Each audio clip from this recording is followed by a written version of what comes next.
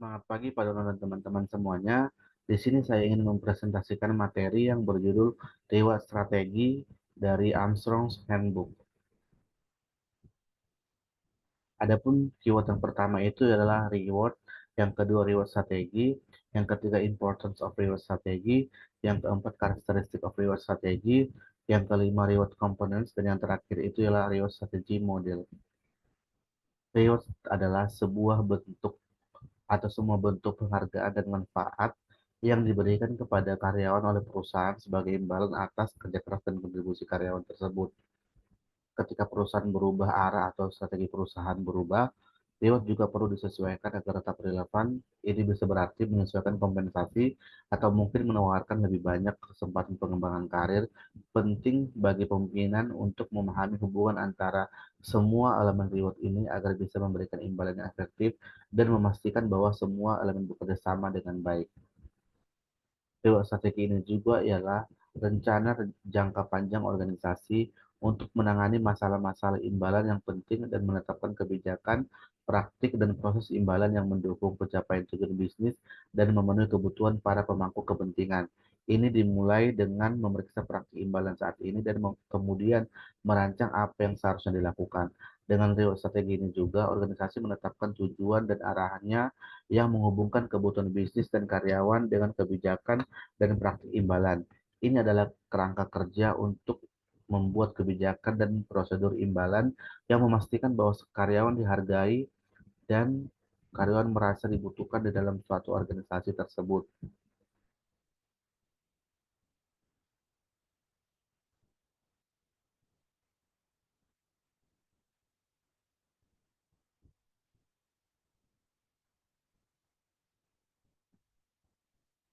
Adapun filosofi daripada reward ini menjadi dasar dari strategi ini tidak hanya memperhatikan apa yang perlu dilakukan, tetapi juga bagaimana melakukannya. Ini dipahami berdasarkan budaya organisasi dan kebutuhan orang-orang di dalamnya. Filosofi ini memberikan dasar untuk memastikan bahwa kebijakan imbalan sesuai dengan nilai dan kebutuhan organisasi dan karyawan sehingga menciptakan kecocokan budaya yang penting.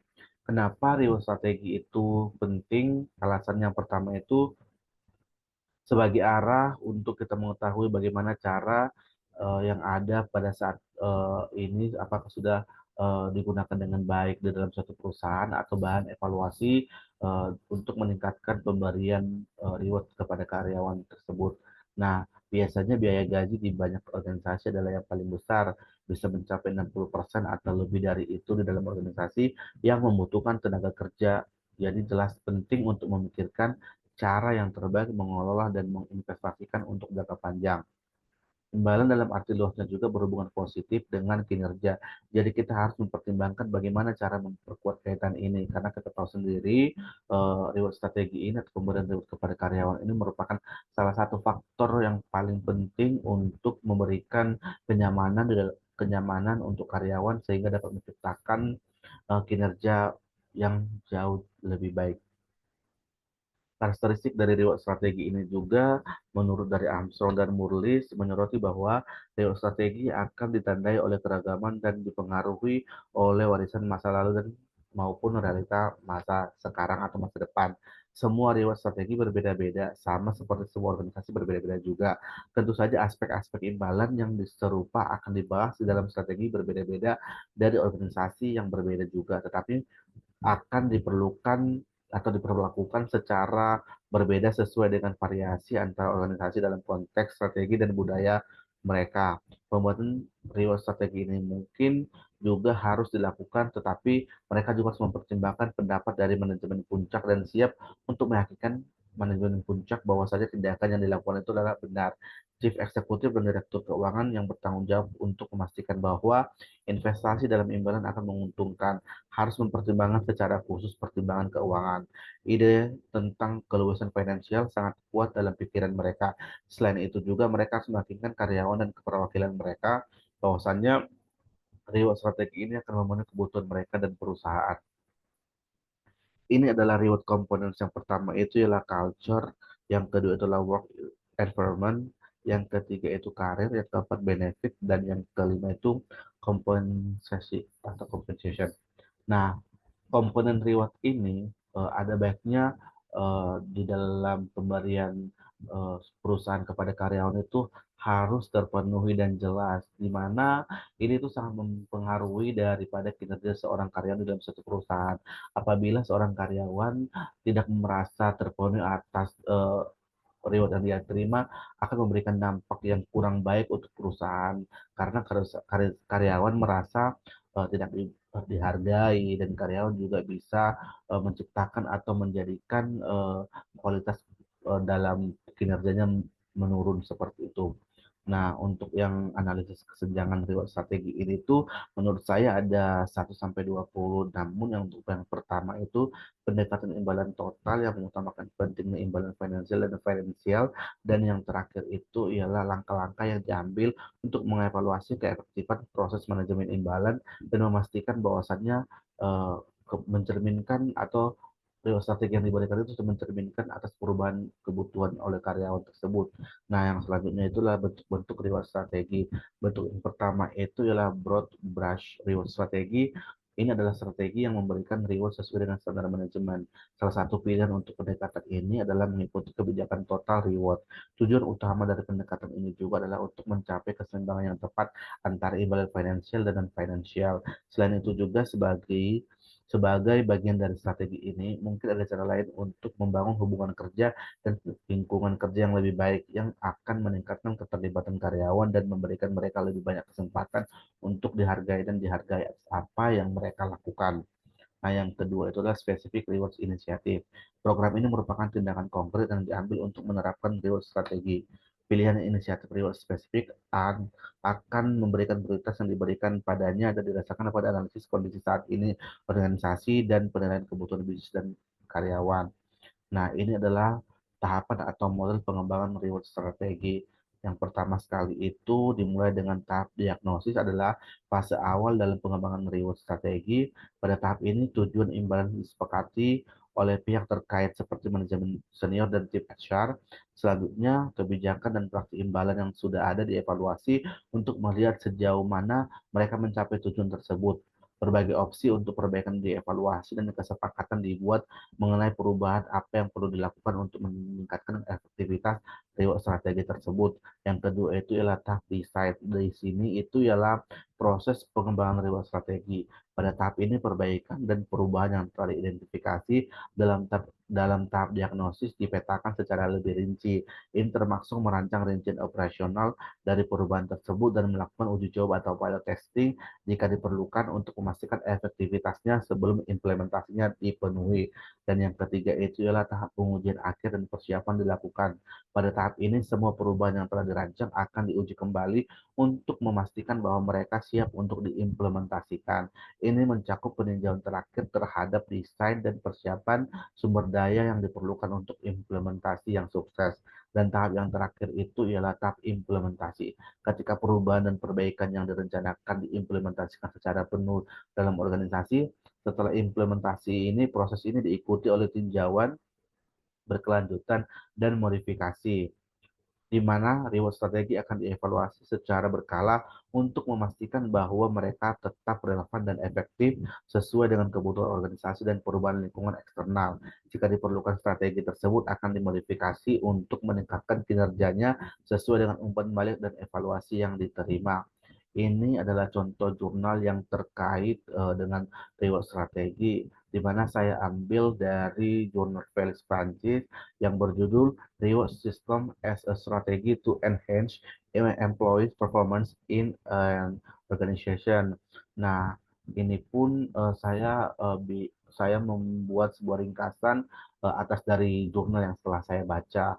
Yang pertama sekali itu ialah berdasarkan penelitian dari Prancis ini, reward strategi memiliki dampak pada kinerja dan karyawan secara keseluruhan organisasi. Nah, ini juga mendefinisikan kontribusi dari karyawan. Oleh karena itu, feedback yang dapat diharapkan seorang individu dari perusahaan sebagai balasan atas kinerjanya. Organisasi juga memperkenalkan reward strategi total memiliki kinerja yang lebih baik daripada perusahaan yang tidak menerapkan strategi tersebut. Nah, di dalam hasil ringkasan ini juga terdapat jenis dua imbalan organisasi, yaitu imbalan intrinsik dan imbalan ekstrinsik. Imbalan intrinsik menciptakan situasi yang sempurna bagi organisasi dan karyawannya. Para pekerja merasa bahagia dan puas karena mereka merasa perasaan pencapaian dan harga diri yang menciptakan kepuasan kerja dan berdampak pada peningkatan kinerja karyawan. Sedangkan untuk imbalan ekstrinsik memotivasi dan mendorong karyawan karena uang atau imbalan yang setara penting bagi sebagian besar orang. Ini adalah contoh di dalam suatu perusahaan. Contoh yang saya ambil adalah pada reward strategi pemberian pada PT PLN.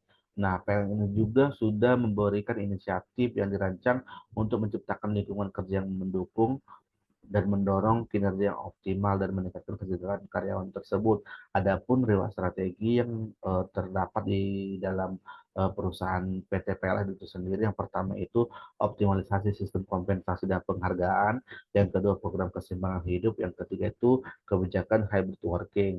Nah, optimalisasi sistem kompensasi dan penghargaan yang diberikan oleh PLN ini juga berkomitmen untuk mengoptimalkan sistem kompensasi dan penghargaan guna mendorong daya saing perusahaan. Hal ini meliputi penyelarasan sasaran kerja individu atau kelompok dengan sasaran perusahaan serta retensi pegawai yang memiliki kinerja yang baik melalui pemberian imbalan yang sesuai. Nah, kebijakan PLN juga mencakupi optimalisasi sistem kompensasi dan penghargaan dengan tujuan mendorong daya saing perusahaan dan menyelesaikan sasaran kerja individu atau kelompok dengan sasaran perusahaan dan mempertahankan pegawai yang memiliki kinerja baik.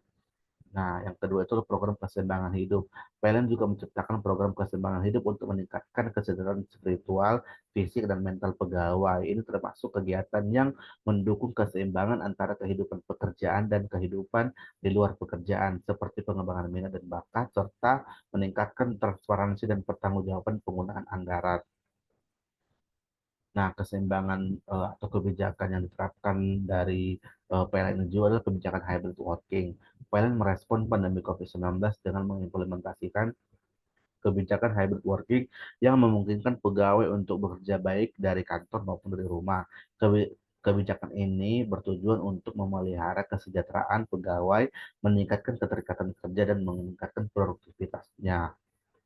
Nah, ini adalah kesimpulan yang saya ambil atas dari materi presentasi saya hari ini. Yang pertama itu adalah reward strategi adalah rencana jangka panjang organisasi untuk menangani masalah-masalah imbalan yang penting dan menerapkan kebijakan praktik dan proses imbalan yang mendukung pencapaian tujuan bisnis dan memenuhi kebutuhan para pemangku kepentingan. Pengembangan strategi ini dimulai dengan pemeriksaan praktik imbalan saat ini dan merancang perubahan yang diperlukan untuk mencapai tujuan organisasi. PLN juga mengimplementasikan sebuah strategi yang komprehensif untuk memastikan keseimbangan yang optimal antara kebutuhan organisasi dan karyawan. Salah satu fokus utamanya adalah optimalisasi sistem kompensasi dan penghargaan, di mana PLN juga berupaya untuk menyelaraskan sasaran kerja individu dengan tujuan perusahaan dan mempertahankan pegawai yang memiliki kinerja baik. Selain itu juga PLN juga menerapkan program keseimbangan hidup untuk menciptakan keseimbangan yang baik antara kehidupan pekerjaan dan kehidupan di luar pekerjaan. Program ini juga bertujuan untuk meningkatkan kesejahteraan spiritual fisik dan mental pegawai, menciptakan lingkungan kerja yang mendukung untuk pertumbuhan dan perkembangan pribadi kinerja karyawan. Selama masa pandemi juga, PLN juga merespon dengan mengimplementasikan kebijakan hybrid working. Kebijakan ini juga memungkinkan pegawai untuk bekerja baik dari kantor maupun dari rumah sehingga memelihara kesejahteraan sambil meningkatkan produktivitas kerja karyawan tersebut. Berikut adalah referensi untuk materi presentasi saya. Ini adalah video terkait dengan pemberian reward atau reward strategi. Mungkin untuk videonya nanti dan linknya akan saya buat terpisah dan akan saya jelaskan juga untuk linknya sehingga teman-teman semuanya bisa mengakses untuk linknya dan sebagai bahan untuk pembelajaran kita bersama.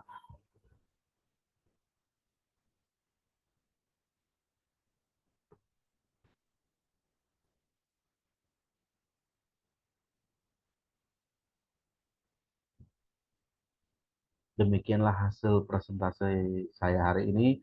Apabila ada kata yang salah, saya ucapkan mohon maaf. Sekian dan terima kasih. Salam sehat untuk kita semua.